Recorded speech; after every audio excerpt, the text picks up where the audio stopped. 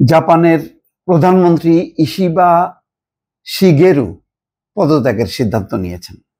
গত বছর অক্টোবরে তিনি প্রধানমন্ত্রী নিযুক্ত হন, 1 বছরের মাথায় পদত্যাগের সিদ্ধান্ত নিলেন।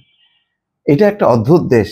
জাপানের যদি রাজনৈতিক ইতিহাস পর্যালোচনা করেন, কোনো প্রধানমন্ত্রী টার্ম শেষ করতে পারে না। কিন্তু এটা ঠিক যে আবার এই কারণে দেশটা আবার হসপস হয়ে যায় না। আমাদের দেশে সরকার গেলে সবকিছু যেমন উল্টায় যায়, ওদের দেশে হয় না।